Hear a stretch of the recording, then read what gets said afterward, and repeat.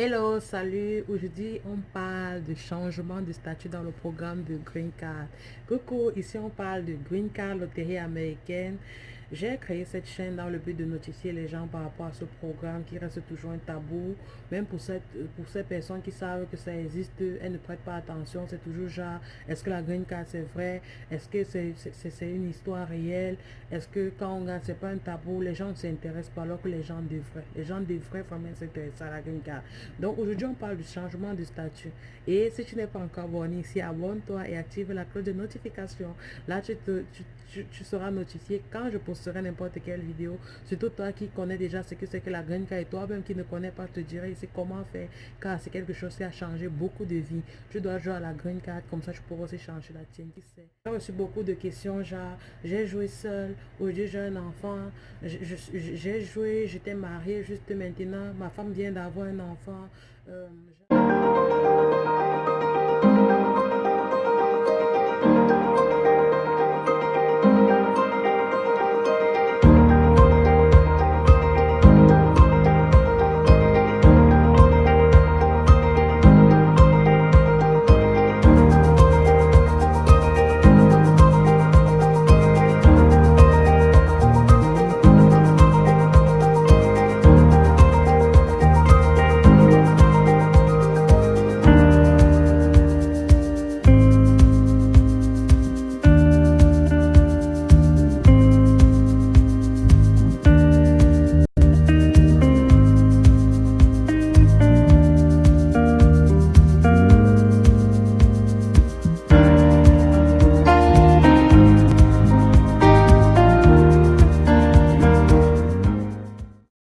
Aujourd'hui, on parle du changement de statut. Lors de ma dernière vidéo, c'est une question qui est beaucoup revenue.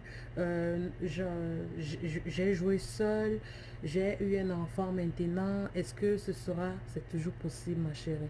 J'ai joué seul, je me suis mariée. Est-ce que c'est toujours valable pour moi? Oui, c'est toujours valable pour toi. Quand j'ai joué, j'étais juste mariée, j'avais deux enfants, je n'avais pas, je viens d'avoir un nouveau enfant. Est-ce que c'est toujours valable? Oui, c'est toujours valable pour toi. Parce que quoi? Dans le programme de la Green Card, ce sont des intellectuels. Ce ne sont pas des... Je vais dire ça comme ça. Ça veut dire quoi? C'est une vie. L'être humain a une vie qui change à tout moment. C'est un peu comme aujourd'hui, vous marchez, demain vous êtes handicapé. Je prends cet exemple pour que vous me compreniez un peu. Donc le statut peut changer tout le temps. Tout le temps. Donc du coup, il faut juste avoir les preuves de ce changement. Les preuves de ce changement. C'est-à-dire, si tu as eu un enfant, il va falloir prouver que c'est vraiment ton enfant, que tu as vraiment eu cet enfant-là. C'est de ça qu'il s'agit. Donc du coup, c'est possible pour toi. Dans le premier cas, tu étais jeune fille. Après, tu t'es mariée, tu as joué à la green card étant célibataire et tu as été sélectionné. Ce n'est pas un problème. Il faut juste avoir les preuves de ton mariage et puis c'est tout.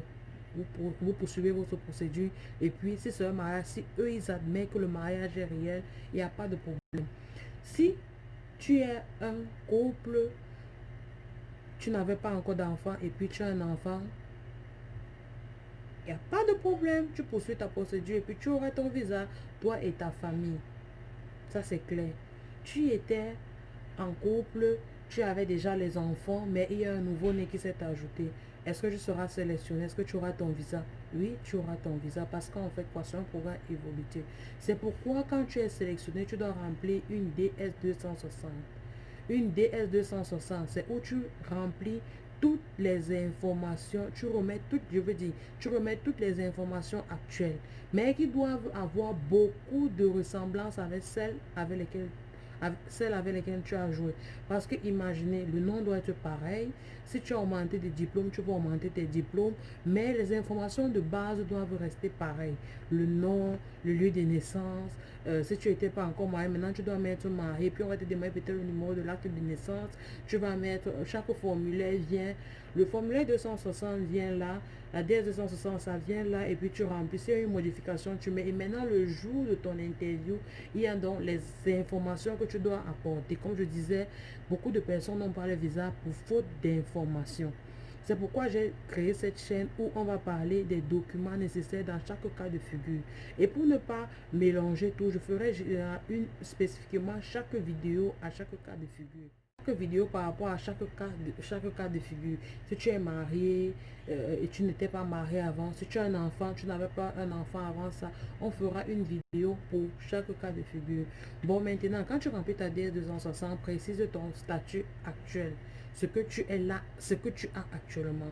Si tu as un jour étant célibataire et que maintenant tu es marié dans ta DS260, dans le formulaire, mais que tu es marié, comme ça ce jour-là, en allant à l'ambassade, je te dirais ce qu'il faut, je dirais tous les documents qu'il faut, je dis bien tous les documents qu'il faut, parce que quand je m'appuie toujours sur documents, c'est parce qu'à cause d'un seul document, je dis un seul document, ça peut être que ce jour-là, c'est ça qu'on veut voir. Et si tu n'as pas ça vraiment, tu es mal parti. Donc tous les documents qu'il faut, comme ça, tu seras en paix. Tu me suis bien en paix, tu auras ton visa, c'est ce que je veux par là dire. Donc du coup, restons ici ensemble et on fera les vidéos pour chaque cas de figure. Donc du coup, là, restons abonnés, restons ici ensemble. Je vous assure, ensemble, on ira plus loin, on aura nos visas, on aura tous nos visas cette année. Et dis bien tous nos visas, je ne veux pas un visa qui a été abandonné ou bien un visa qui n'a pas été donné pour faute d'information. Ça, vraiment, je ne veux pas. Donc, restons ici, abonnons-nous et on aura toutes les notifications pour ce qu'il faut pour la green card. Bisous.